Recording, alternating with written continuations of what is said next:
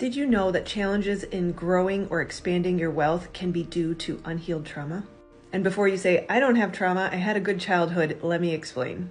If you didn't feel safe, seen, heard, cared for, or loved as a child, if you experienced a toxic relationship, if you were in the armed forces, or you have just subscribed to the societal programming of hustle and grind and emotion suppression, you likely have the same changes in your brain and body as a person who experienced a troubling childhood or complex trauma.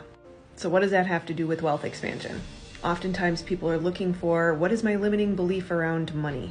What are the words that were spoken to me about money in childhood? And yes, that's valid.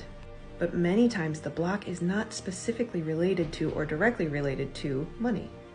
As an example, in my childhood, I grew up with a narcissistic pastor for a father. And I used to joke, I don't have a dad, I have a pastor. And while I've done a lot of work around that, there was something still hiding inside of me that I was not aware of. And it was preventing my wealth expansion. And this is where the beautiful gift of triggers come in. I was out for a run at 5 a.m. and something I was listening to used the term daddy. And if you follow me, you know I am a huge proponent of a intimate relationship with your creator, source, divine, God, however you want to name it. And I like to use the word father because I didn't have that growing up. But that word daddy, it plucked a chord of emotion in me that I didn't know was still there. Luckily, it was 5 a.m. and dark outside and nobody was around and I had to stay on task. So I was going to go into trauma spotting while also running. And I spent time with what is that sensation in my body, because we know that the body keeps the score and our beliefs create our reality. And those beliefs can hide in the subconscious and are brought to the light of awareness through the trigger. So I go into the sensation in my body, knowing that my body knows how to heal me just through my spending time with it and listening to what is this sensation saying to me. And I won't spare you all of the details, but essentially it started with, Daddy, you hurt me. You really, really, really hurt me. And seeing that version of myself, how old she is, what belief did she adopt? And the belief was, Daddy hurt me because I'm bad and I deserve to be punished. Now I've worked with the I'm bad belief quite a bit, and I no longer feel the resonance of truth of that in my body, but I had not seen the I need to be punished piece.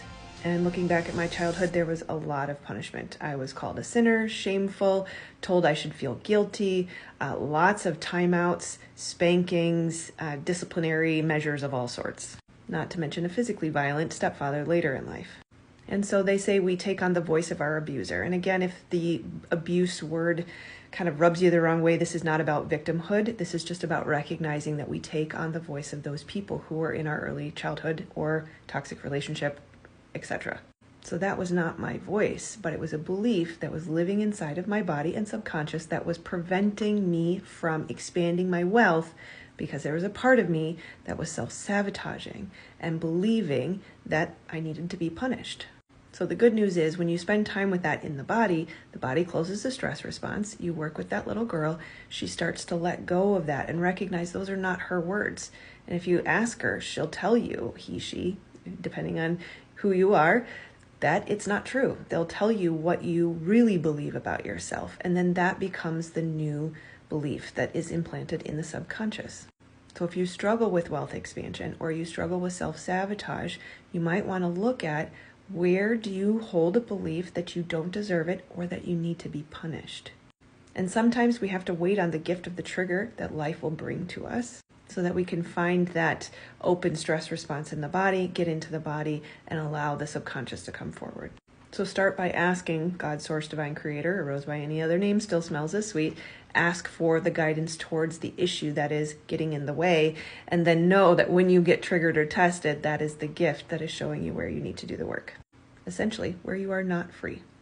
And if you need help with this, that is my gift.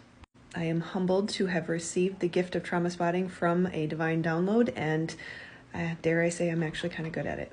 Remembering that these types of experiences are relational wounds, and trying to do this on ourselves prevents us from the gift of healing through the compassionate witness. Relational wounds are healed through relationships and restorative experiences. Otherwise, if you insist on doing it alone, which I totally understand, there's a free training in the thing over there. All right. I love you, my friends. See you on the next one.